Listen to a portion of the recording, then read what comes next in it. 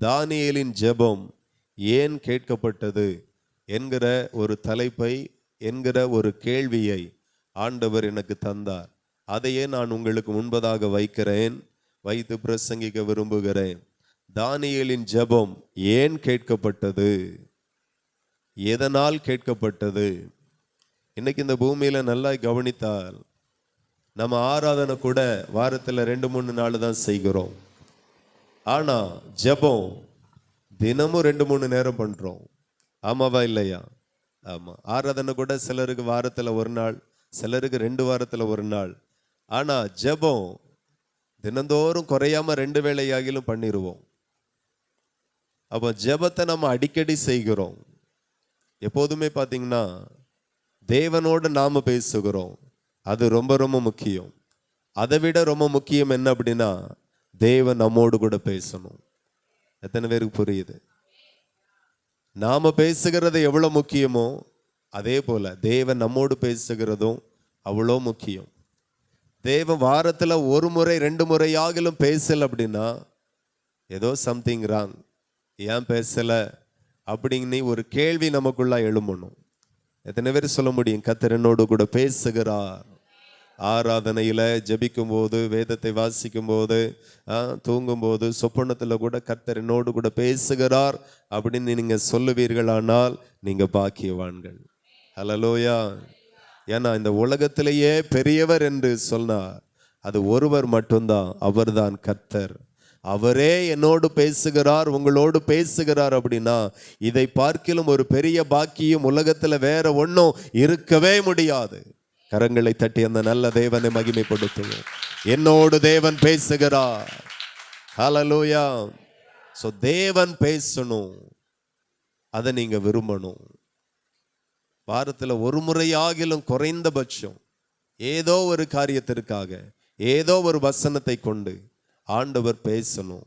பேசலைன்னா நீங்க ஆண்டவரிடத்துல கேட்கணும் ஏன் அப்படின்ட்டு. என்னைக்கு சவுல் ராஜாவோடு கூட ஆண்டவர் பேசுகிறத நிறுத்தினாரோ அவனுடைய தோல்வியும் அவனுடைய வீழ்ச்சியும் அன்று முதல் தொடங்கிற்று. ஹல்லேலூயா. ஸோ உடன்பிறப்புகள் பேசல, அது பிரச்சனை இல்லை. சபையார் சிலர் பேசல, அது பிரச்சனை இல்லை. அறிமுகமானவர்கள் என்னோடு பேசல, அது பிரச்சனை இல்லை. அது என்னை வீழ்ச்சிக்கு நேராய் கொண்டு போகாது, அது என்னை தோல்விக்கு நேராய் கொண்டு போகாது. ஆனா ஆண்டவர் என்னோடு பேசல அப்படின்னா நிச்சயம் எனக்கு வீழ்ச்சி ஆரம்பித்து விட்டது என்றுதான் அர்த்தம். ஆமென். ஆகையினால தேவன் பேசணும் என்கிறதுல ரொம்ப உறுதியா இருந்து அதற்காகவே அதிகமா ஜெபம் பண்ணுங்க. நல்லது, அது உங்களுக்கு ஆசீர்வாதமா இருக்கும். இப்போ நான் தேவனோடு பேசுகிறேன், தேவனும் என்னோடு பேசணும். அதுக்கு பிறகு என்ன ஒரு காரியம், நான் பேசுகிறதை அவர் கேட்கணும். அல்லேலூயா. எந்த மனுஷனிடத்திலையும் காண முடியாத ஒரு காரியத்தை தானியேலின் சரித்திரத்தில் காண முடிகிறது. அது என்ன அப்படின்னா, எடுத்து வாசிக்கலாம். தானியேல் 9:22, 9:23. நீ மிகவும் பிரியமானவன், ஆதலால் நீ வேண்டிக்கொள்ள தொடங்கின போதே கட்டளை வெளிப்பட்டது. நான் அதை அறிவிக்க வந்தேன். இப்போது சொல்கிற வார்த்தையை நீ கவனித்து கேட்டு தரிசனத்தை அறிந்து கொள். அல்லேலூயா. ஆமா, முதல்ல நான் உங்களுக்கு சொன்னேன், நீங்க கர்த்தரோடு பேசுகிறதும் கர்த்தர் உங்களோடு பேசுகிறதும் சாகிறது வரைக்கும் இந்த அனுபவம் நமக்கு வேணும். ஆமென். இப்போ நாம பேசுகிறோம், ஆண்டவர் பேசுகிறார். அடுத்த ஒரு பகுதி என்ன அப்படின்னா, நாம பேசுகிறதை கர்த்தர் கேட்கணும். அல்லேலூயா. இந்த இடத்துல தானியேல் இடத்துல இருந்து, தேவனிடத்துல இருந்து வரக்கூடிய ஒரு செய்தி தானியேலுக்கு அறிவிக்கப்படுகிறது. அதுல என்ன சொல்லப்பட்டிருக்கிறதுனா, நீ வேண்டிக் கொள்ள தொடங்கின போதே கட்டளை வெளிப்பட்டது. அல்லேலூயா. எனக்கு இந்த வார்த்தை வாசிக்கும் போது கொஞ்சம் பொறாமையா இருக்கு. நாம 10 வருஷமா ஒரு காரியத்திற்காக ஜெபிக்கிறோம், ஒன்றும் நடக்கல, பதில் வரல. ஆனா இங்க தானியேல் வேண்டிக் கொள்ளும் முன்பதாகவே கட்டளை வெளிப்பட்டதா. அல்லேலூயா. வேண்டிக் கொள்ள தொடங்கின போதே கட்டளை வெளிப்பட்டது. அவன் ஜெபித்துட்டு இருக்கிறான், ஜெபித்ததை கர்த்தர் உடனே கொடுத்து கொண்டு இருக்கிறார். எவ்வளவு அழகா இருக்கு பாருங்க. சோ தானியேலின் ஜெபம் ஏன் கேட்கப்பட்டது? இவ்வளவு துரிதமா ஏன் கேட்கப்பட்டது? இவ்வளவு சீக்கிரமா ஏன் கேட்கப்பட்டது? என்னுடைய ஜெபம் ஏன் கேட்கப்படல? இத்தனை வருடங்கள் ஆகுது, இத்தனை நாட்கள் ஆகுது. நாம வேண்டாத நாட்கள் அல்ல, கேட்காத நாள் அல்ல, உபவாசிக்காத நாள் அல்ல. சில பிரச்சனைகள் இன்னும் மாறாமலே இருக்கிறது. ஏன் என்கிறதை நாம் இன்னைக்கு தியானிக்க போகிறோம். நிச்சயமா இந்த செய்தி உங்களுக்கு ரொம்ப ஆசீர்வாதமா இருக்க போகிறது. அல்லேலூயா. நம்புறீங்களா? என்ன இப்பவுமே கண்ணை கட்டுதா? சரி, உற்சாகமா இருப்போம். கர்த்தர் நம்மோடு கூட பேசுவாராக. முதல் பகுதி என்ன அப்படின்னா, தூதன் சொல்லுகிறான், நீ மிகவும் பிரியமானவன், ஆகையினால வேண்டிக் கொள்ள தொடங்கின போதே கட்டளை வெளிப்பட்டது. அப்ப தானியேலின் ஜெபம் ஏன் கேட்கப்பட்டதுன்னா, அவன் தேவனுக்கு மிகவும் பிரியமானவன். அல்லேலூயா. ஆமா. அப்போ தேவனுக்கு தானியேல் மிகவும் பிரியமானவனாய் இருந்தானால் அப்படி என்ன செய்திருப்பான்? அல்லேலூயா. சும்மா ஒரு மனுஷன் தேவனுக்கு பிரியமானவனா மாற முடியாது. ஆனா தானியேலை பார்த்து தேவனை சொல்லுகிறார், நீ மிகவும் பிரியமானவன். கொஞ்சம் பிரியமானவன் அல்ல, மிகவும் பிரியமானவன். இந்த வார்த்தை தேவன் அவனை பார்த்து சொல்லுவானானால் இவன் தேவனுக்கு பிரியமானதை மட்டும் செய்திருப்பான். சும்மா ஆண்டவர் சொல்ல மாட்டார். இன்னைக்கு தானியேலின் ஜெபம் கேட்கப்பட்டதுன்னா அதற்கு ஒரே ஒரு காரணம், இவன் மிகவும் பிரியமானவனாயிருந்தான், தேவனுக்கு பிரியமானதை செய்தான். இவன் செய்த ஒரு 3 காரியத்தை ஆண்டவர் நமக்கு விளக்கி தருவாராக. அல்லேலூயா. எப்போதும் நம்முடைய வாழ்க்கையில பாருங்க, நான் நல்லா ஜெபிக்கிறேன், நல்லா ஆராதிக்கிறேன், ஒழுங்கா சபைக்கு போகிறேன், அதையும் தாண்டி தேவனுக்கு பிரியமானதை நான் செய்கிறேனா என்கிறத ரொம்ப கூர்ந்து கவனிக்கணும். ஆமென். நிறைய பேர் அந்த இடத்துல நிறைய தப்பு பண்ணுகிறோம், நிறைய பேசுறோம். பிரியமானதை தான் பேசுறேனா? நிறைய பார்க்கிறோம். பிரியமானதை தான் பார்க்கிறேனா? நிறைய செய்கிறோம். பிரியமானதை தான் நான் செய்கிறேனா என்கிற எல்லா பகுதியும் நீங்க கவனித்து நடப்பீர்களானால் உங்களை பார்த்தும் தேவன் சொல்லுவார், நீ மிகவும் பிரியமானவன். அல்லேலூயா. என்ன செய்தாலும், என்ன பேசினாலும், என்ன நடந்தாலும், ஆமென், அத்தனையும் நீங்க கவனிக்கணும். தேவனுக்கு பிரியமா இருக்குமா? டக்குனி கோபப்படுறது ஆராய்ந்து பார்க்கணும். தேவனுக்கு பிரியமா இருக்குமா? யோசித்து பார்க்கணும். ஒவ்வொரு இடத்திலையும் நாம செய்கிறது, பேசுகிறது, நடக்கிறது எல்லாமே தேவனுக்கு பிரியமா இருக்குமா ஆராய்ந்து பார்க்கணும். ஏனென்றால் எப்படியாகிலும், எதை செய்தாலும், எதை செய்தாகிலும் தேவனுக்கு பிரியமானவனாய், பிரியமானவளாக நாம் மாறணும். எத்தனை பேர் விரும்புறீங்க? அல்லேலூயா. ஆமா, கர்த்தர் நல்லவர். அப்படியே இந்த தானியேல் மிகவும் பிரியமானவன் என்கிறதற்கு ஒரு 3 காரியத்தை அடையாளமாக நான் உங்களுக்கு பிரசங்கிக்க விரும்புகிறேன். முதலாவது, இந்த தானியேல் 1ஆம் அதிகாரத்தில் நீங்க திருப்புவீர்கள் ஆனால் அதுல 8வது வசனத்தை வாசிக்க கேட்போம். தானியேல் ராஜாவின் போஜனத்தினாலும் அவர் பானம் பண்ணும் திராட்சரசத்தினாலும் தன்னை தீட்டுப்படுத்தலாகாது என்று தன் இருதயத்தில் தீர்மானம் பண்ணி கொண்டு தன்னை தீட்டுப்படுத்தாதபடி பிரதானிகளின் தலைவனிடத்தில் வேண்டிக் கொண்டான். அல்லேலூயா. ஆண்டவருக்கு மகிமை. கவனிக்கணும், இந்த தானியேல் புறஜாதிகள் இடத்துல இருக்கிறான், அந்நிய தேசத்துல அடிமையா இருக்கிறான். இப்போ இவனை ராஜா தெரிந்து கொள்ளுகிறான் ஞானவான் என்று. அப்ப ராஜாவோடு கூட இவன் இருக்கணும் அப்படின்னா இவனை நல்ல புஷ்டி ஆக்கணும், நிறைய கற்றுக் கொடுக்கணும், கல்வி தேவை, சாப்பாடு தேவை. அப்படிங்கிறதற்காகவே ராஜா அரண்மனையில இருந்து ராஜா என்ன சாப்பிடுவாரோ அத்தனை சாப்பாடும் தானியேலையும் சாப்பிட வைத்தான். அதற்கு சில பிரதானிகள் இருக்கிறாங்க, சில பொறுப்பாளர்கள் இருக்கிறாங்க. அவங்க ராஜா என்னென்ன சாப்பிடுவாரோ அத்தனையும் இவனுக்கு சாப்பிட வைக்கணும். இவன் சாப்பிட்டு நல்ல திடமா மாறணும். அல்லேலூயா. ஆமா, என்ன சாப்பிடணும் எல்லாம் இவங்க கொடுப்பாங்க.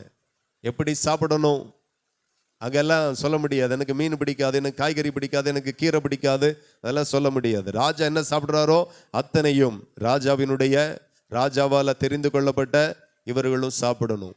பழைய ஏற்பாடு காலத்துல உங்களை எல்லாருக்கும் தெரியும், என்ன சாப்பிடணும் என்ன சாப்பிடக்கூடாது என்று சொல்லி ஒரு பெரிய பட்டியலை ஆண்டவர் எழுதி வைத்திருக்கிறார். அல்லேலூயா.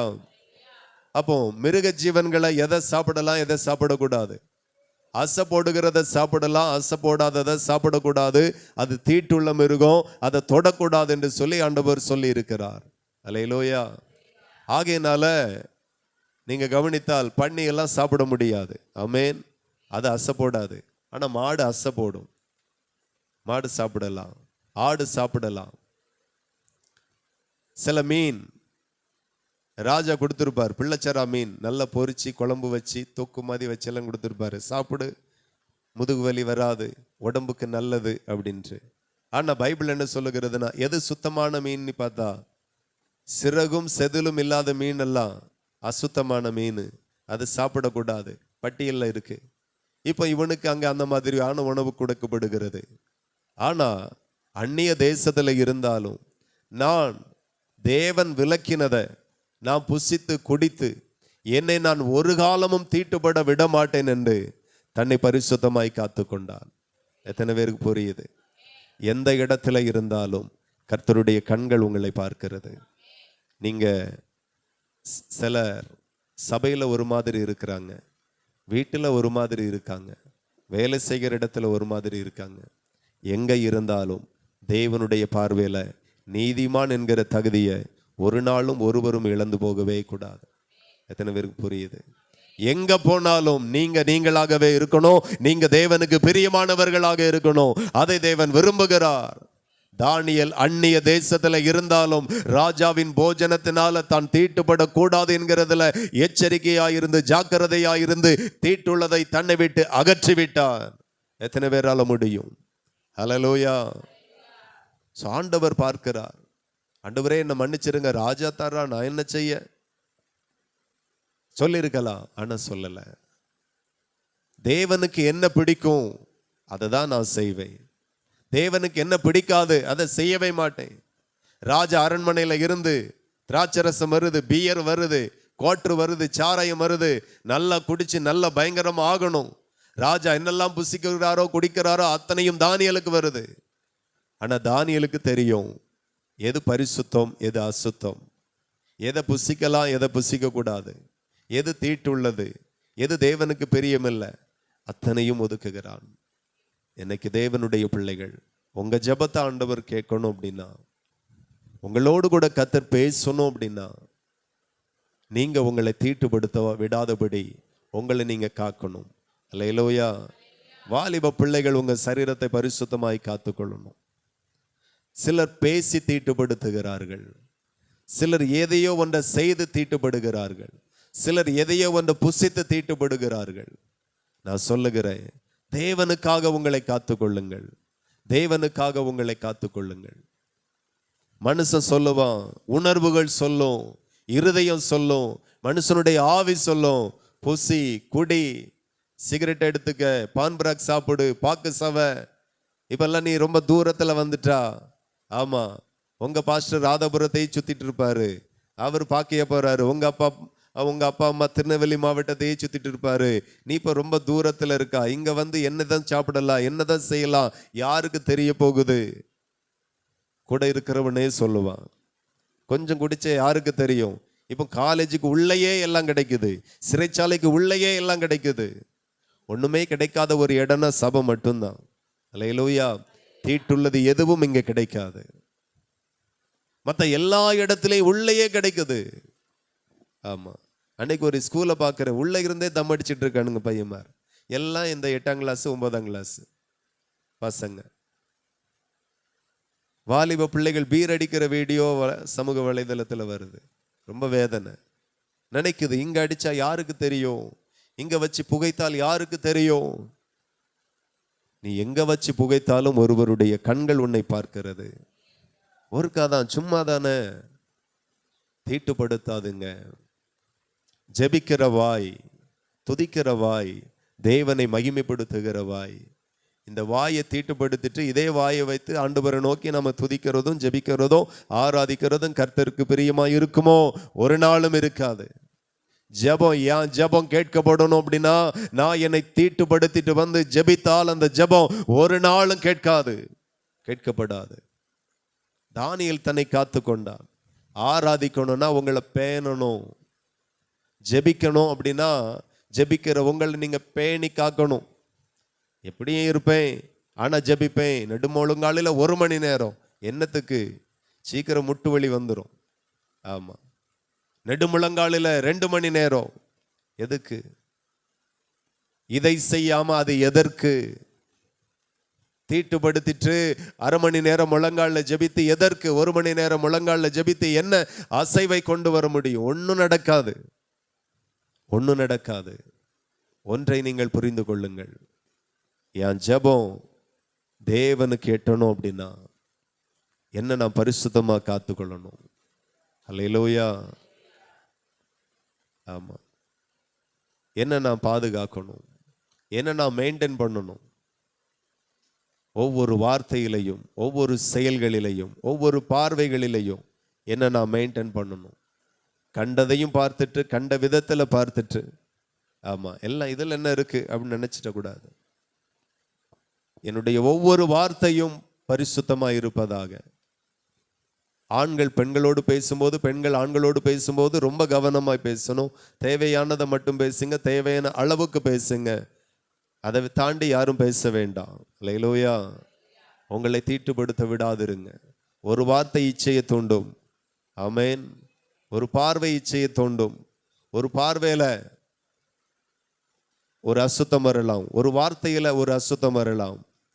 கர்த்தர் என்னை பரிசுத்தப்படுத்தி இருக்கிறார். தேவன் எனக்குள்ளாய் வாசம் பண்ணுகிறார். தேவனிடத்துல நான் பேசுகிறவன், தேவன் என்னோடு பேசுகிறவர். அவர் என்னோடு கூட பேசுகிறபடியினால் எனக்கு வேண்டிய தகுதியை நான் எப்போதும் பேணி காக்கணும். எத்தனை பேருக்கு புரியுது? ஆமா, எப்போதும் என்ன காத்துக்கணும். ஆண்டவர் அதெல்லாம் பார்க்கிறார். இந்த தானியேலை கர்த்தர் பார்க்கிறார். 1வது வசனத்தை வாசிக்கும் போது அதுல இதெல்லாம் சொல்லப்பட்டு இருக்கிறது. ஆனா 8வது வசனம், 8வது அதிகாரம் வரும்போது, 1வது அதிகாரத்தில் இதை சொல்லுகிறார்.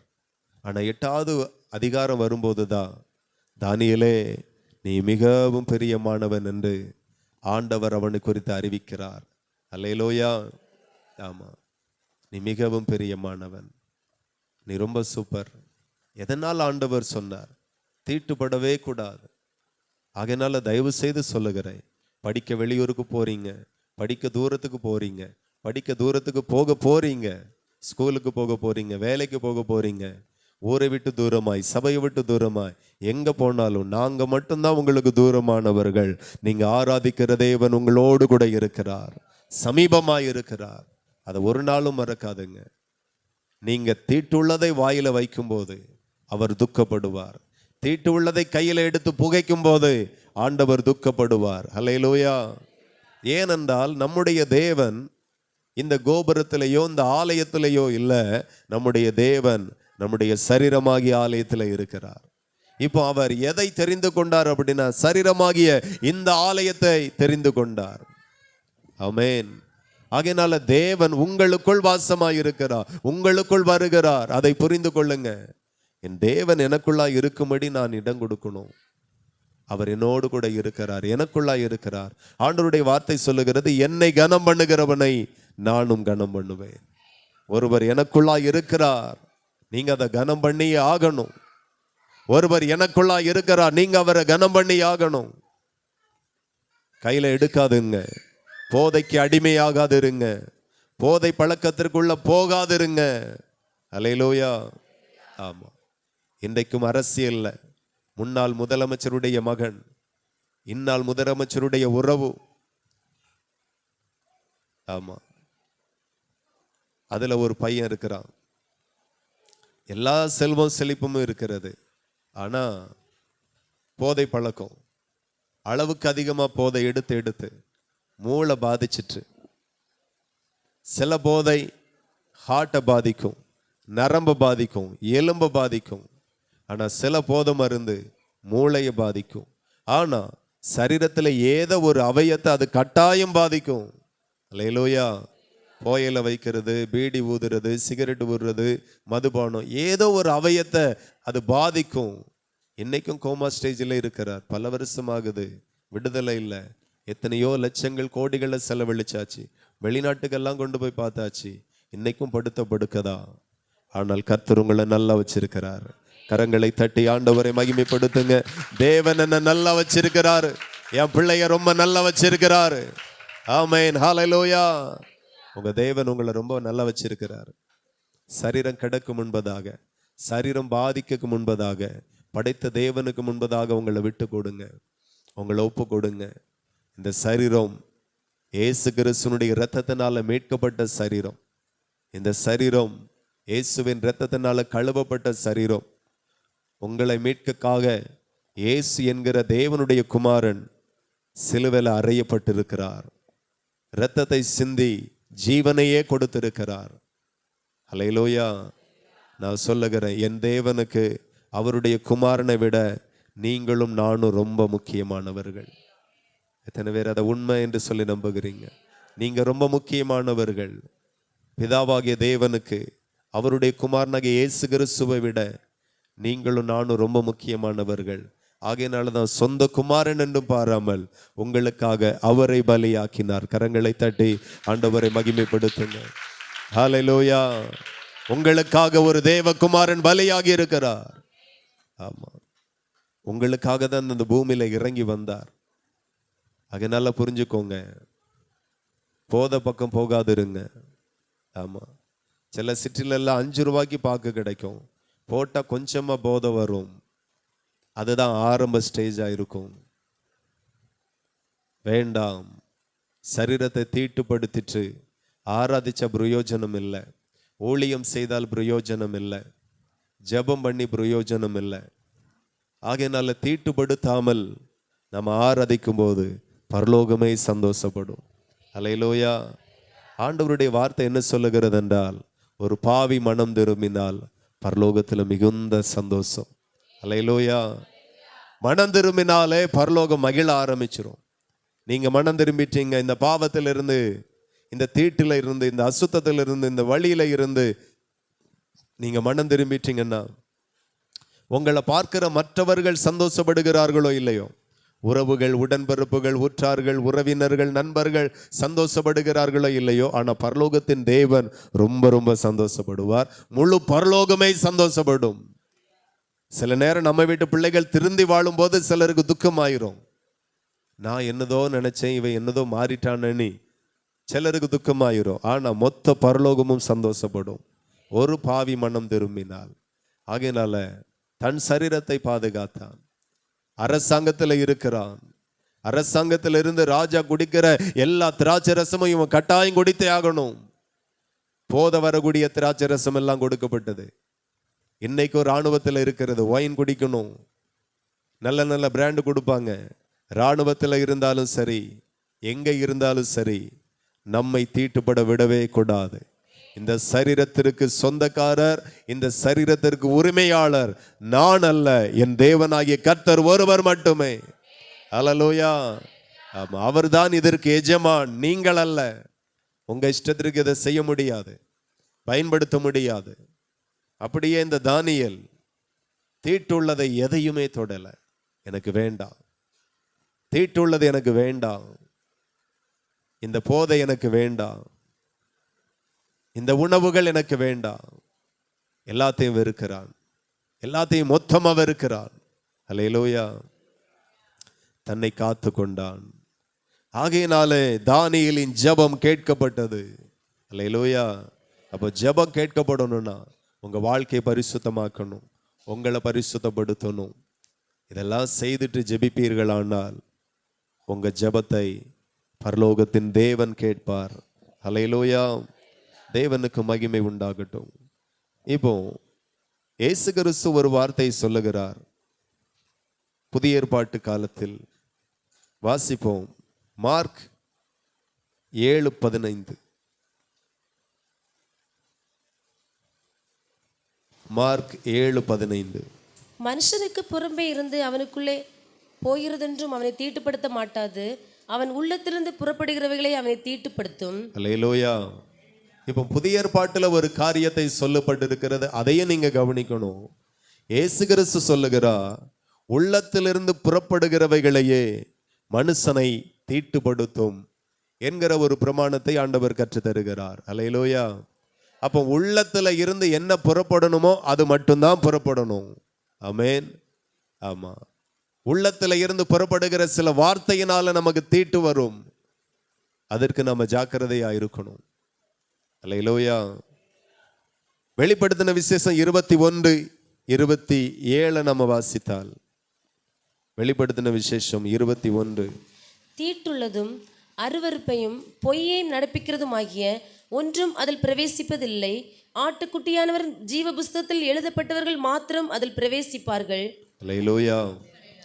பரலோகத்துல எது பிரவேசிக்க முடியாதான்? தீட்டுள்ளதும் அருவருப்பையும் பொய்யையும் நடப்பிக்கிறதுமாகிய ஒன்றும் அதில் பிரவேசிப்பது இல்லை, பிரவேசிக்கவே முடியாது.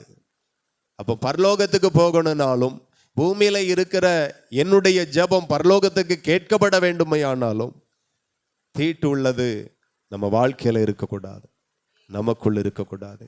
அது ரொம்ப முக்கியம். அல்லேலூயா. கர்த்தருடைய நாமத்திற்கு மகிமை. இப்போ இரண்டாவது ஒரு காரியத்தை நம்ம தானியேலின் புஸ்தகத்தில் கவனிப்போம். தானியேலின் ஜெபம் ஏன் கேட்கப்பட்டது என்கிறதற்கு ஆதாரமாக நாம் எடுத்து வாசிக்கலாம். தானியேல் 6:4. அப்பொழுது பிரதானிகளும் தேசாதிபதிகளும் ராஜ்யத்தின் விசாரிப்பிலே தானியேலை குற்றப்படுத்தும்படி முகாந்திரம் தேடினார்கள். ஆனாலும் ஒரு முகாந்திரத்தையும் குற்றத்தையும் கண்டுபிடிக்க அவர்களால் கூடாதிருந்தது. அவன் உண்மை உள்ளவனாய் இருந்தபடியால் அவன் மேல் சுமத்த யாதொரு குற்றமும் குறைவும் காணப்படவில்லை. அல்லேலூயா. தேவனுக்கு மகிமை. ஜெபிக்கிறவர்கள் கவனிக்கணும். இந்த இடத்துல ஆண்டவருடைய வார்த்தை சொல்லுகிறது, எல்லாருக்கும் சத்துருக்கள் இருந்தார்கள், தானியேலுக்கும் சத்துருக்கள் இருந்தார்கள். ஒவ்வொரு நாளும் தானியேலை வாட்ச் பண்ணிக்கிட்டே இருப்பாங்க, கவனிச்சுட்டே இருப்பாங்க. அவன்கிட்ட எதாகிலும் குறை இருக்குமா, குற்றம் இருக்குமா, எதாகிலும் இருக்குமா, அவனை குற்றப்படுத்தணும் அப்படின்ட்டு. இப்போ ஆண்டவருடைய வசனம் சொல்லுகிறது, தானியேல் உண்மை உள்ளவனாய் இருந்தானா, குற்றமற்றவனாய் இருந்தானோ, குற்றமும் இல்லை, அவனிடத்துல குறையும் இல்லை. இப்படிப்பட்ட ஒரு வாழ்க்கையை தானியேல் அன்றைக்கு வாழ்ந்திருக்கிறார். அல்லேலூயா. நம்ம வாழ்க்கையை நாம கவனிக்கணும். இந்த இடத்துல தானியேலை குறித்து சொல்ல போடும்போது, அவன் உண்மை உள்ளவனாயிருந்தான், அவன் மேல் யாதொரு குற்றமும் குறைவும் காணப்படவில்லை என்று ஆண்டவருடைய வார்த்தை சொல்லுகிறது. என்னுடைய ஜெபத்தை பரலோகத்தின் ஆண்டவர் கேட்கணும் அப்படின்னா, எனக்குள்ளாக யாதொரு குற்றமும் குறையும் இருக்கக்கூடாது, உண்மை உள்ளவனாய் இருக்கணும். தேவனுடைய பிள்ளைகள் கவனிக்கணும்.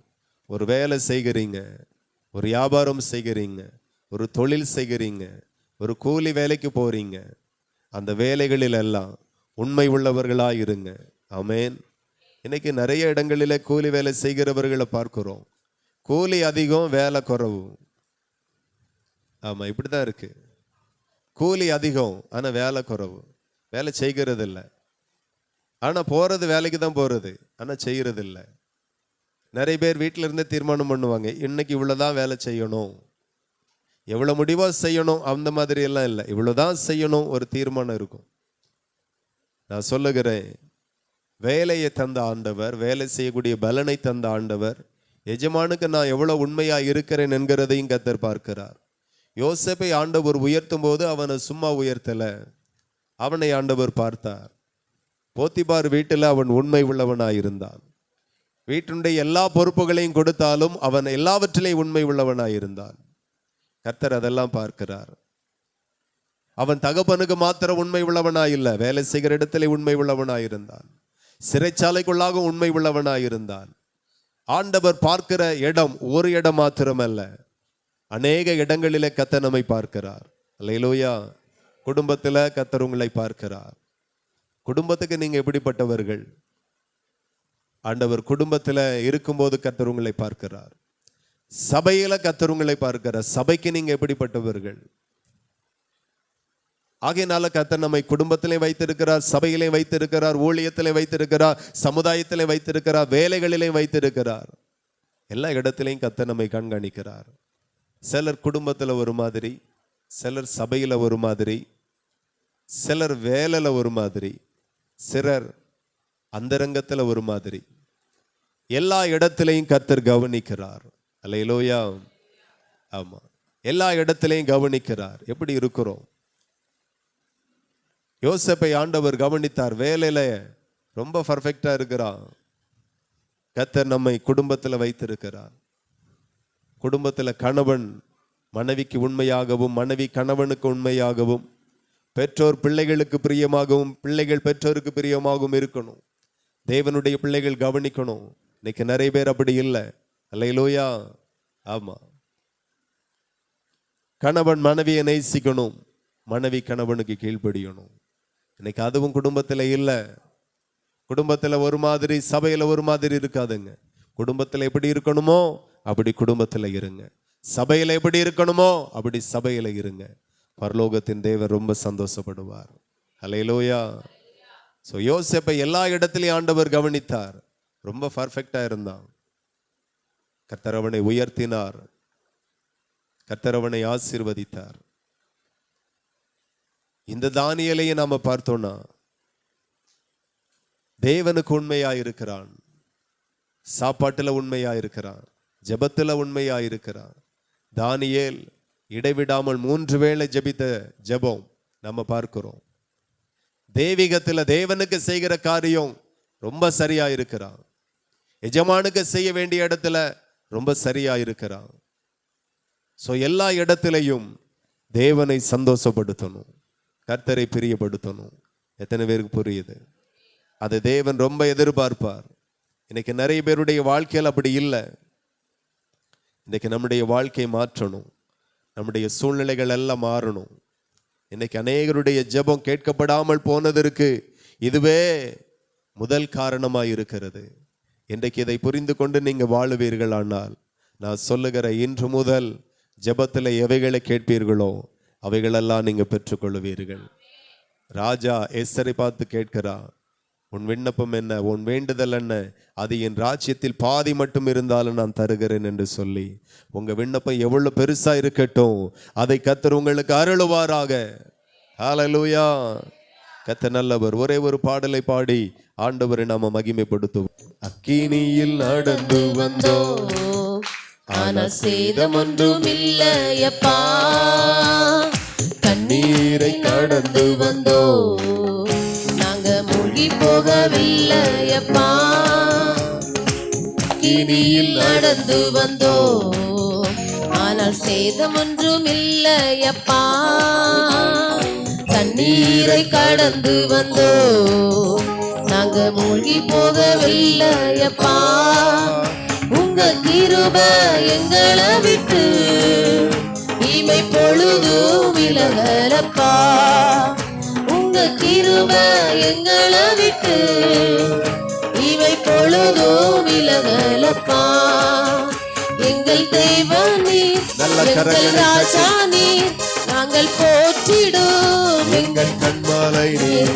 எங்கள் தேவன் நீர், எங்கள் ராஜா நீர், நாங்கள் போற்றிடும் எங்கள் கண்மலை நீர். கடலை நீர் பிளந்து செம்மையான பாதை தந்தீர். எரிகோவின் கோட்டைகளை உம் யோசனையால் தகர்த்தீர். செங்கடலை நீர் பிளந்தீர், செம்மையான பாதை தந்தீர். எரிகோவின் கோட்டைகளை உம் யோசனையால் தகர்த்தீர். அந்த கோலியாத்தின் கோஷங்களை ஒரு நொடியில் வென்று விட்டீர். அந்த கோலியாத்தின் கோஷங்களை ஒரு நொடியில் வென்று விட்டீர். எங்கள் தேவன் நீர், எங்கள் ராஜா நீர், நாங்கள் போற்றிடும் எங்கள் கண்மலை நீர். எங்கள் தேவன் நீர், எங்கள் ராஜா நீர், நாங்கள் போற்றிடும் எங்கள் கண்மலை நீர். தேவன் நீர், எங்கள் ராஜா நீர், நாங்கள் போற்றிடும் எங்கள் கண்மலை நீர். எங்கள் தேவன் நீர், எங்கள் ராஜா நீர், நாங்கள் போற்றிடும் மகிமை. கண்மலை நீ.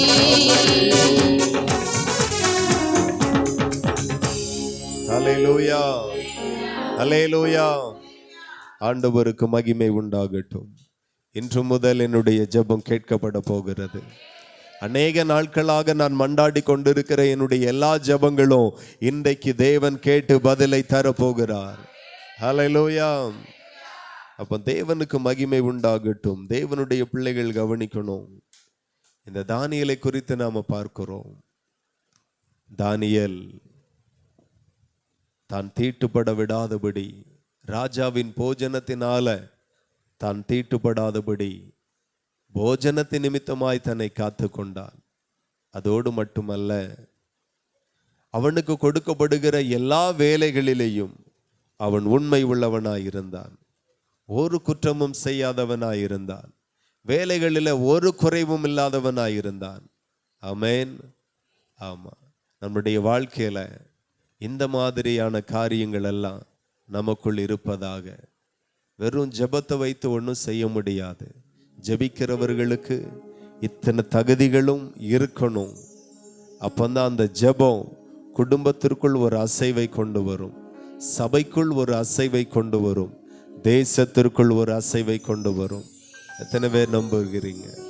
நான் சொல்லுகிறேன், எல்லா அதிகாரத்தை விட பெரிய அதிகாரம் எது அப்படின்னா அது ஜெபம்தான். ஜெபம் எல்லா அதிகாரத்தையும் அடங்க பண்ணும். ஹல்லேலூயா. ஆமா, எஸ்தர் ஜெபித்தாள். 3 நாள் ஜெபித்தாள். காரியம் மாறுதலாய் முடிந்தது. ராஜாவின் முத்திரை மோதிரத்தினால முத்திரையிடப்பட்டதுதான், ஆனா செல்லாமல் போக பண்ணிட்டு. காரணம் ஜெபம். ஜெபம் சாதாரணமானதல்ல. கற்பனை பண்ணி பார்க்க முடியாத அளவுக்கு ஜெபம் வல்லமை உள்ளது. அதை ஒவ்வொரு தேவனுடைய பிள்ளைகளும் புரிந்து கொள்ளணும். அந்த ஜெபம் செய்யும் போது சில தகுதி நமக்குள்ளா இருக்கணும். இந்தந்த தகுதியெல்லாம் நமக்குள்ளா இருக்கணும். அதை தான் நம்ம சுருக்கமாக பார்க்கிறோம். ஸோ அந்த தகுதிகளில் நாம் பார்க்கும்போது அவர் உண்மை உள்ளவனாய் இருந்தான். ஆகவே சபைக்கு உண்மை உள்ளவர்களாக இருங்க. அல்லேலூயா. ஆமா, சபைக்கு உண்மை உள்ளவர்களாக இருங்க. சிலர் சபைக்கு உண்மை உள்ளவர்களாக இல்லை. ஒரு நாள் ஒரு சபையில ஒரு பிரச்சனை நடக்கு. என்ன பிரச்சனை அப்படின்னு கேட்டா அவங்க சொல்றாங்க, அந்த பாஸ்டர் சொல்றாரு, நான் இவன் இருக்கிறானே, இவெல்லாம் மனுஷனே கிடையாது அப்படின்னு சொல்றாரு. சரி, என்னாச்சு அப்படின்னு கேட்டா, இந்த ஆளு சபைக்கு போறாரு.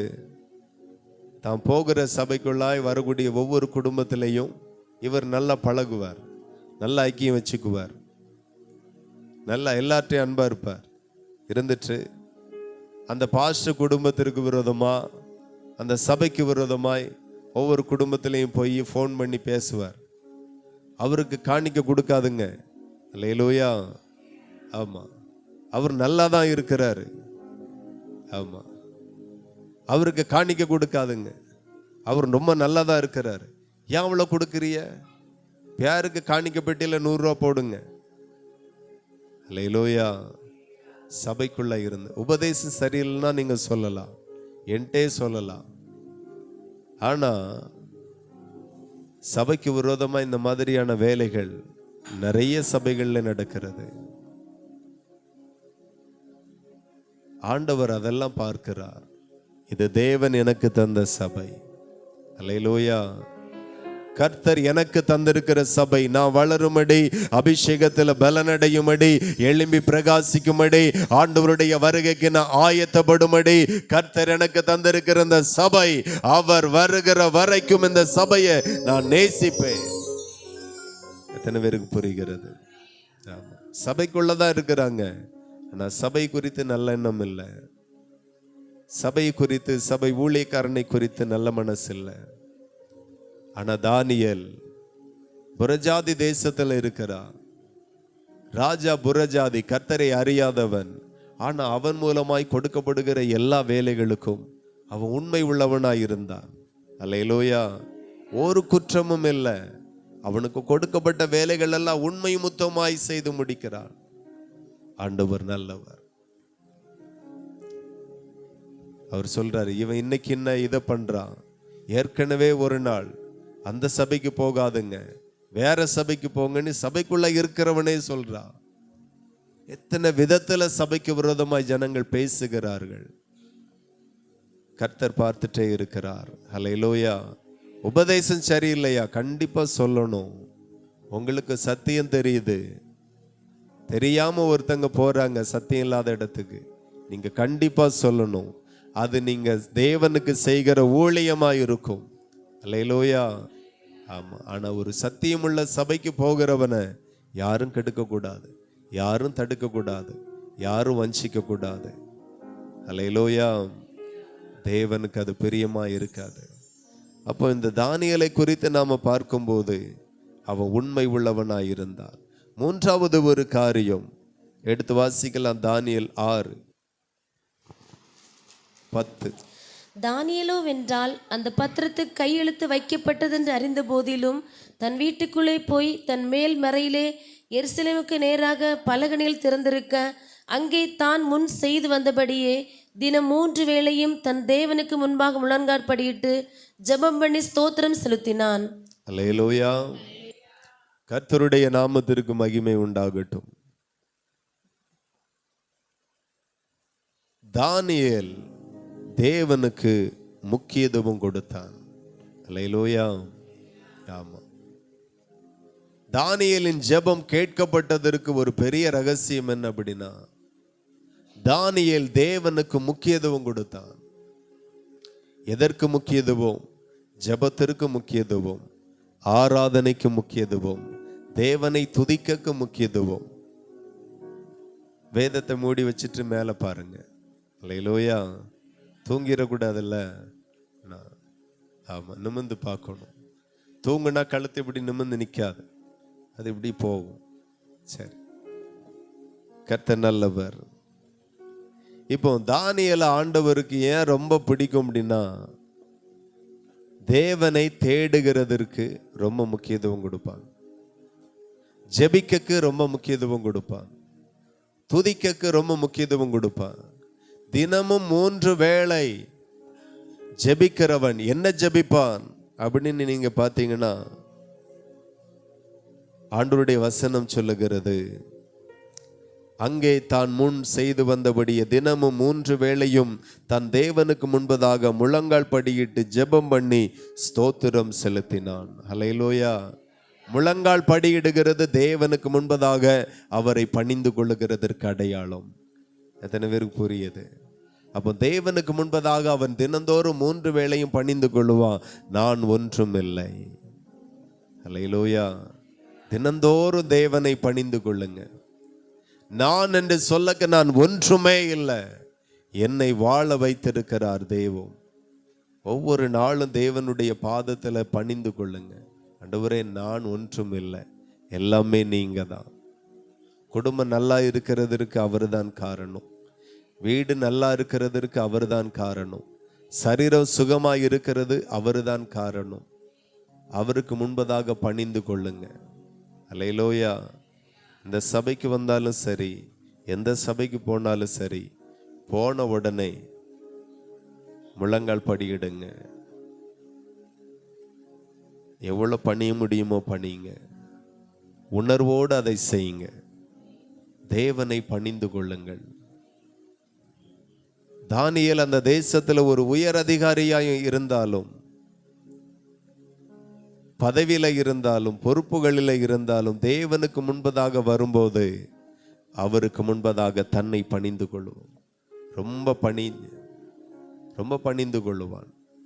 அவர் தேவன், அவர் இரட்சகர், அவர் சர்வ வல்லமை உள்ளவர். எத்தனை பேருக்கு இதெல்லாம் புரியுது? ஹல்லேலூயா.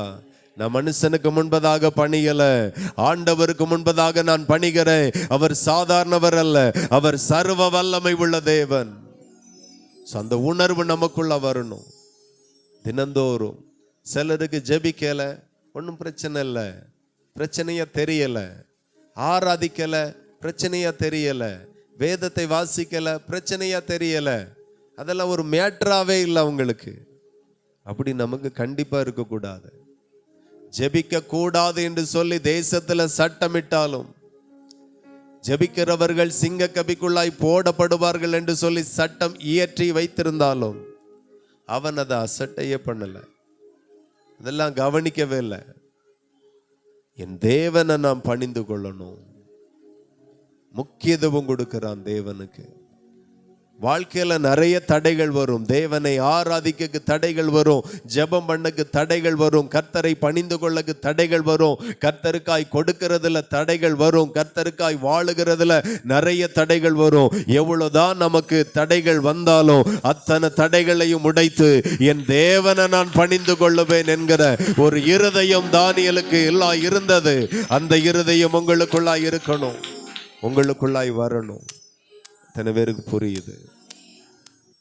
தடை இல்லாம வாழ்க்கை இல்லை, பிரச்சனை இல்லாத வாழ்க்கை இல்லை, போராட்டம் இல்லாத வாழ்க்கை அல்ல. ஆமா, எல்லாமே இருக்கிறது. வாழ்க்கைனா எல்லாமே இருக்கும். சந்தோஷம் இருக்கும், அழுகை இருக்கும், கண்ணீர் இருக்கும், துக்கம் இருக்கும், நெருக்கம் இருக்கும், போராட்டம் இருக்கும், மகிழ்ச்சி இருக்கும், எல்லாமே கலந்தது தான் வாழ்க்கை. ஆனா என்ன இருந்தாலும் தேவனை நான் பணிந்து கொள்ளுவேன். தேவனை பணிந்து கொள்ளக்கு ரொம்ப முக்கியத்துவம் கொடுங்க. வேதத்தை வாசிக்கிறதுல ரொம்ப முக்கியத்துவம் கொடுங்க. செய்தி கேட்கிறதுல ரொம்ப முக்கியத்துவம் கொடுங்க. இந்த செய்தி எதற்கு நேராய் உங்களை அழைத்து செல்லுகிறது தெரியுமா? உலகத்திற்கு நேராக அல்ல, உலகத்தை படைத்த தேவனுக்கு நேராய் உங்களை அழைத்து செல்லுகிறது. அவரை எப்படி பணிந்து கொள்ளணும்? ரொம்ப நேரம் முழங்கல் போட முடியாது பாஸ்டர், ஒன்றும் பிரச்சனை இல்லை. ஆனா தேவனுக்கு முன்பதாக போகும்போது ஒரு நிமிஷம் ஆகிலும் இல்லை ஒரு 10 செகண்ட் ஆகிலும் முழங்காலே ஊன முடியாது. கொஞ்சம் குனிங்க. தேவன் பெரியவர், அவருக்கு முன்பதாக நான் எம்மாத்திரம். கொஞ்சம் பணிந்து கொள்ளுங்க, கொஞ்சம் குனிங்க.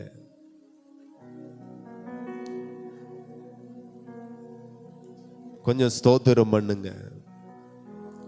3 வேளையும் தேவனை துதிக்கிறதற்காக போவான், தேவைக்காக போகல. நிறைய தேவை இருக்கு, அதனால ஜெபிக்கல, அதற்காக மட்டும் ஜெபிக்கல. அப்ப தேவைக்காக ஜெபிக்க கூடாதா? ஜெபிக்கலாம், தேவைக்காக ஜெபிக்கலாம். இன்னைக்கு நிறைய பேர் தேவைகளுக்காக கூட ஜெபிக்கிறது இல்லை. நான் சொல்லுகிறேன், தேவைகளுக்காகவும் ஜெபிங்க. ஆனா தானியேலுடைய வாழ்க்கையில எல்லாமே இருந்தது, குறைவொன்றும் இல்லை, தேவையானது ஒன்றும் இல்லை, எல்லாமே நல்லா தான் போயிட்டு இருக்கு. ஆனா அவன் போனது தேவனை தேட வேண்டும், தேவனை பணிந்து கொள்ள வேண்டும், தேவனை துதிக்க வேண்டும். அந்த ஆசை அவனுக்குள்ள குறையவே இல்லை. அல்லேலூயா! எத்தனை பேருக்குள்ள அந்த ஆசை இருக்குது? ஆமென். தேவ சமூகத்துல போகணும், அப்பாவை பணிந்து கொள்ளணும். நீங்க இன்னைக்கு பணிந்து கொள்ளுகிறது இன்னைக்கு தெரியாது, ஆனா எதிர்காலம் தேவனுக்கு முன்பதாக முழங்கால் போட்டதுனால இந்த எதிர்காலம் வந்தது என்று சொல்லி நீங்க அனுபவிப்பீர்கள். ஒரு மகிமையான எதிர்காலம் இருக்கிறது. தேவனை பணிந்து கொள்ளக்கான பலன் ஒருவேளை இன்னைக்கு தெரியாமல் இருக்கலாம், அவரை ஆராதிக்கிறதற்கான பலன் இன்னைக்கு உங்களுக்கு முழுமையாய் கிடைக்காமல் இருக்கலாம். ஆனா தொடர்ந்து செய்யுங்க, அசட்டை பண்ணாம செய்யுங்க, அதை அற்பமாய் எண்ணாமல் செய்யுங்க, உண்மையும் உத்தமத்தோடு செய்யுங்க. உண்மையாய் கர்த்தரை ஆராதித்து பாருங்க. அதனுடைய பலன் ஒருவேளை இன்னைக்கு இல்லாவிட்டாலும் அதனுடைய பலன் வருங்காலத்துல எதிர்காலத்துல அது ரொம்ப மகிமையாயிருக்கும், ரொம்ப மகிமையாயிருக்கும். கட்டாயம் அதற்குரிய பலனை பரலோகத்தின் தேவன் உங்களுக்கு கொடுப்பார். ஹல்லேலூயா! நிச்சயமாய் உண்டு. தேசத்திலே 3வது இடத்திற்கு தானியேல் உயர்த்தப்படுகிறார். எதனால? 3 வேளை பணிந்து கொண்டான், தேசத்திலே 3வது இடத்திற்கு போனான். இந்த தேவனை நீங்க சாதாரணமா என்றீங்க, சாதாரணமா பாக்குறீங்க, ஆராதனையை சாதாரணமா பாக்குறீங்க. ஆனா இதே ஆராதனை தான் உங்களை எங்கேயோ கொண்டு போய் உட்கார வைக்க போகிறது. ஆராதிக்க மடிக்காதுங்க, ஆராதனை சோம்பல் வர வேண்டாம். ஜெபத்திற்கு சோம்பல் வர வேண்டாம். கணக்கு பார்க்கிற தெய்வம், கணக்கு பார்க்கிற ஆண்டவர். நீங்க பணிந்து கொள்ளுகிறதெல்லாம் கணக்குல வச்சிருக்கிறார். அல்லேலூயா. இந்த சபையில வரக்கூடிய ஒரு சகோதரரை எனக்கு ரொம்ப ஆச்சரியமா பார்ப்பேன். கை முடியல, கால் முடியல, நேரத்துக்கு வரவும் மாட்டார். ஆனா வரும்போதெல்லாம் தேவ சமூகத்துல முழங்கால் படியிட முடியாது, ஆனாலும் போடுவார். கொஞ்ச நேரமாகிலும் முழங்காலில் நின்றுட்டு தான் சேர்ல உட்காருவார். அல்லேலூயா. யாருக்கு புரிகிறதோ சிலருக்கு புரிகிறது. கர்த்தர் அதெல்லாம் பார்க்கிறார். இயலாமையில் நாம தேவனுக்காய் செய்கிற ஆராதனை, அந்நிய தேசத்துல ஆராதிக்க சான்ஸ் இல்ல, ஜபிக்க சான்ஸ் இல்ல, ஆனாலும் அங்கே அவன் செய்கிறான். கர்த்தர் அதை பார்க்கிறார். 3 வேளை ஜபிக்கிறான், தேசத்துல 3வது இடத்திற்கு உயர்த்தப்படுகிறான். நான் சொல்லுகிறேன், ஜெபம் பண்ணுங்க, ஆராதனை பண்ணுங்க, உங்களை கர்த்தர் மேன்மையான இடத்திற்கு கொண்டு போவார். இன்னைக்கு நிறைய பேருடைய வாழ்க்கையில ஜெபம் தடை, ஆராதனை தடை, வேதம் வாசிக்கிறது தடை, தெய்வீக காரியம் நிறைய தடையா இருக்கிறது. தடை பண்ணாதிருங்க, தடை பண்ணாதிருங்க. இந்த உலகத்துல உங்க பலத்தினால எதுவும் செய்ய முடியாது. தேவன் உங்களோடு கூட இருக்கணும். தேவன் அளவில்லாம நேசிங்க. ஆமா, என் குடும்பம் போக ஆண்டவர், என் பிள்ளைகளுக்கு போக ஆண்டவர், அப்படி இருக்காதுங்க. ஆபிரகாம் அப்படி நேசிக்கல ஆண்டவர். 100 வயதுல தவம் இருந்து பெற்றெடுத்த பிள்ளைய ஆண்டவர் கேட்கிறார், பலியாகத்தா உன் ஏக சுதன உன் நேச குமாரன எனக்கு பலி செலுத்தினி. ஒரே ஒரு வார்த்தை தான் சொன்னார், நீ இதை செய்தா நான் அதை செய்வேன், அப்படியெல்லாம் சொல்லல, சொல்லிட்டு போயிட்டார். அவர் சொல்லிட்டு போயிட்டார், அமைதியா இருந்தார். அவர் சொன்னதை கேட்ட ஆபிரகாமால் அமைதியா இருக்க முடியல. அவர் சொன்னதை செய்து முடிக்கிறது வரையிலும் தீவிரமாயிருந்தார். அல்லேலூயா.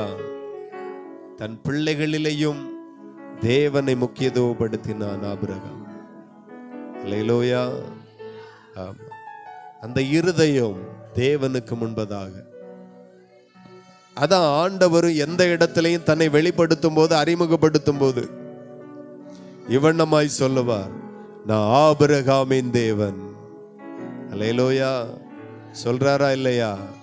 நான் ஆபிரகாமின் தேவன். ஆபிரகாம் எப்படி என்னை தேடினான் தெரியுமா? தன்னுடைய சொந்த பிள்ளையை காட்டிலும் என்னை உயிருக்கு உயிராய் நேசித்தான். இன்னைக்கு நீங்க யாரை நேசிக்கிறீங்க? யாரை ரொம்ப நேசிக்கிறீங்க? குடும்பம் குடும்பம் குடும்பம், பிள்ளை பிள்ளை பிள்ளை.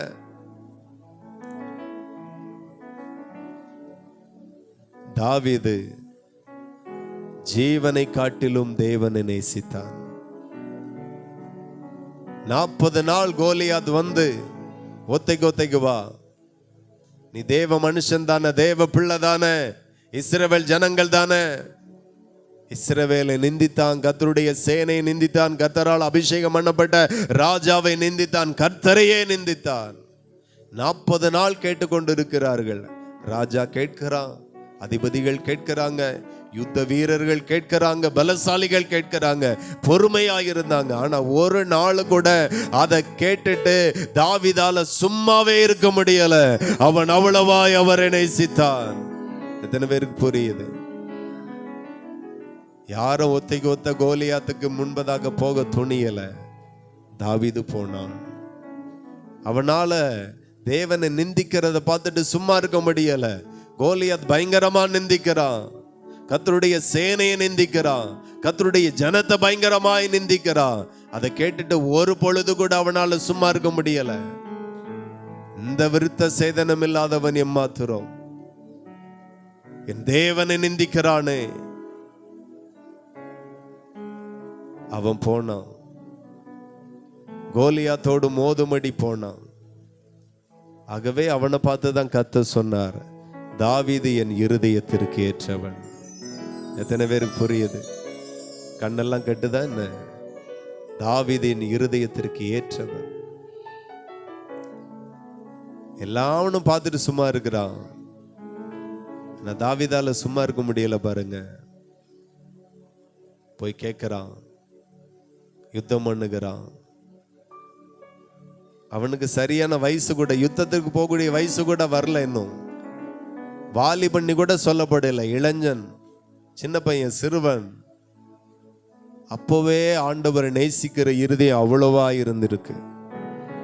எத்தனை பிள்ளைகளுக்குள்ளா இருக்கிறது தேவனை நேசிக்கிற அந்த இருதயம், ரொம்ப நேசிக்கிற இருதயம்.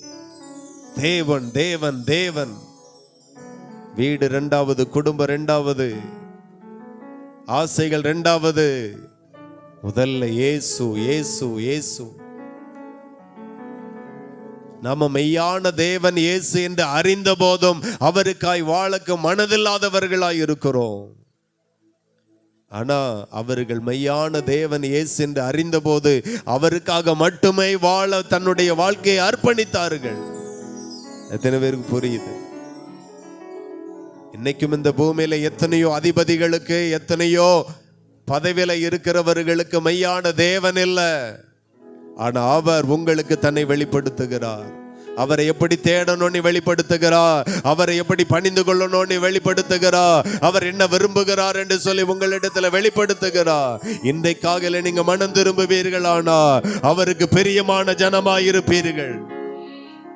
ஆமா, இன்னைக்காகிலும் மனம் திரும்புங்க. இன்னைக்காகிலும் அவர் பணிந்து கொள்ளுங்க. இன்னைக்காகிலும் அவர் ரொம்ப தேடுங்க. வேலை வேலைன்னு ஓடாதிருங்க.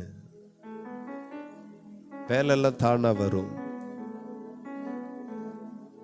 நம்மளை தேடி ஆசீர்வாதங்கள் வரும். வேதத்துல சொல்லப்பட்ட எந்த நபரும் உலகத்தை தேடல, உலகத்தின் பிசினஸ தேடல, வியாபாரத்தை தேடல. அவங்க தேடினதெல்லாம் ஒன்னே ஒண்ணுதான். தேவனை சரியாய் தேடினார்கள், அதிகமாய் தேடினார்கள், ரொம்ப அதிகமாய் தேடினார்கள். மற்றதெல்லாம் அவர்களுக்கு அனுகூலம் உண்டாயிற்று. எத்தனை பேருக்கு புரியுது? யாரை தேடணுமோ அவரை தான் தேடணும். மற்றதெல்லாம் தானா வந்துடும். மற்றதெல்லாம் இலவசம். கொஞ்சமா ஆண்டவரை தேடுவோம், கொஞ்சமா வேலை செய்வோம் அப்படின்னா இதுவும் ஒரு நல்லா இருக்காது, அதுவும் நல்லா இருக்காது. இங்கேயும் வெற்றி இல்லை, அங்கேயும் வெற்றி இல்லை. முழு இருதயத்தோடு தேடினார்கள்.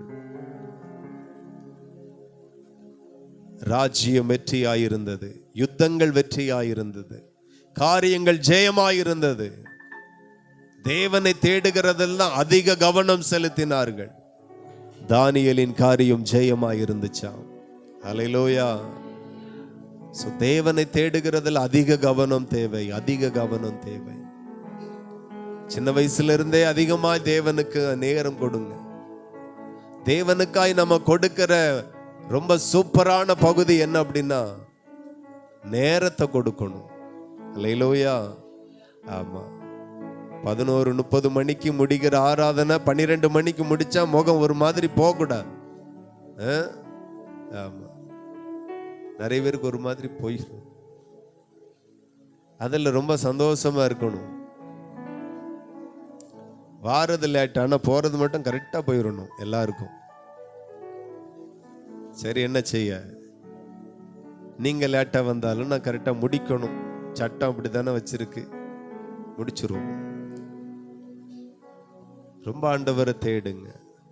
நேரம் தான் அதிகமா கொடுக்கணும். அதிகமான நேரத்தை தேவனுக்கு கொடுக்கணும். நம்ம செய்யக்கூடிய முதலீடே நேரம் தான். ரொம்ப நேரம் ஜெபிக்க முடியல, நீங்க கரெக்டான ஆவில இல்லை, அதான் ஜெபம் வர மாட்டேங்க. ரொம்ப நேரம் டிவி பார்க்க முடியுது, ரொம்ப நேரம் செல்போன் பார்க்க முடியுது, ரொம்ப நேரம் வெட்டி கதைகளை பேச முடியுது, ரொம்ப நேரம் மனுஷனோடு பேசிட்டு இருக்க முடியுது, ரொம்ப நேரம் தூங்க முடியுது, ரொம்ப நேரம் சோம்பலா இருக்க முடியுது, ரொம்ப நேரம் ஆழ்ந்த யோசனையில மூழ்கி இருக்க முடியுது. ஆனா ரொம்ப நேரம் தேவனோடு பேச முடியல, ஜெபிக்க முடியல, ஆராதிக்க முடியலன்னா நீங்க வேற ஒரு ஆவியில இருக்கிறீங்க, தேவ ஆவியில இல்லை. அதான் பிரச்சனை. நேரத்தை தான் முதலீடு. நான் வேலைக்கு போகணும், போங்க. தூக்கத்தை குறைங்க, வெட்டி கதைகளை பேசுறத குறைங்க. நிறைய பேருக்கு நிறைய நண்பர்கள் இருக்கிறாங்க. அல்லேலூயா. ஆமா,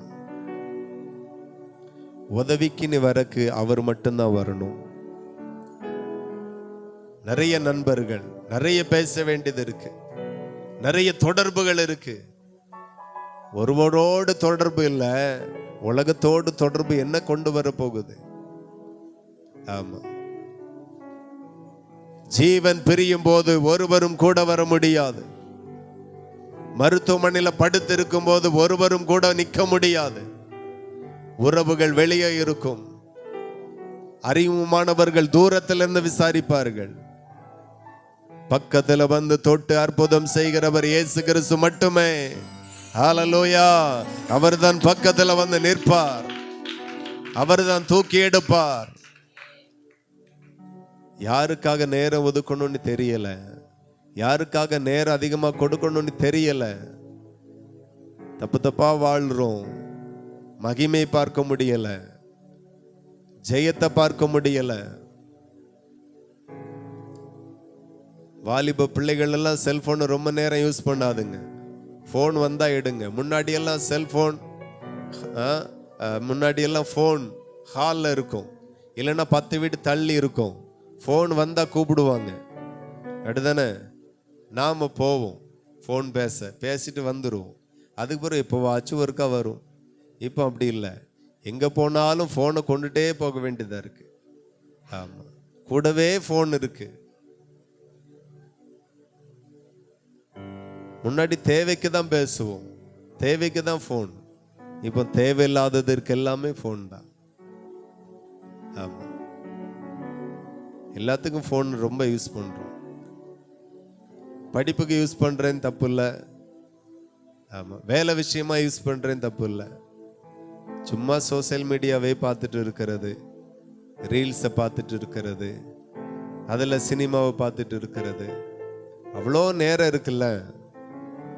அதெல்லாம் வெறுத்துருங்க, தேவனுக்காய் வெறுத்து விடுங்க. தேவனோடு பேசுகிறத மேன்மையாய் பாருங்க. முதலீடு பண்ணணும், நேரத்தை முதலீடு பண்ணணும், நேரத்தை கொடுக்கணும், ரொம்ப நேரத்தை கொடுக்கணும் தேவனுக்கு. இந்த பூமியில பிள்ளைகள் விளையாட்டுல நேரத்தை செலவழிக்கிறாங்க, சும்மா விளையாடுவாங்க. ஆமா, விளையாட்டு விளையாட்டு விளையாட்டு ஒரு ஸ்டேஜ் வரைக்கும். ஆமா, முன்னாடி பிள்ளைகள் கிரவுண்டுக்கு விளையாட கூப்பிட்டாங்க, இப்போ மறுபடியும் போனுக்கு விளையாடவா மாப்பிள்ளை, எங்க இருக்கா? என் பையன் சொல்லுவோம், அப்பா கூட ஊழியத்தில் இருக்கேன், அப்ப நான் பிறகு கூப்பிடி, அவன் எங்கேயும் இருக்கான், இவன் எங்கேயும் இருக்கான், போன்ல விளையாடுறது. கிரவுண்ட்ல விளையாடினா கூட கொஞ்சம் எக்ஸசைஸ் கிடைக்கும், உடம்புக்கு நல்லது. கண்ணை கெடுத்து, மூளையை கெடுத்து, ஆவிக்குரிய வாழ்க்கையை கெடுத்து,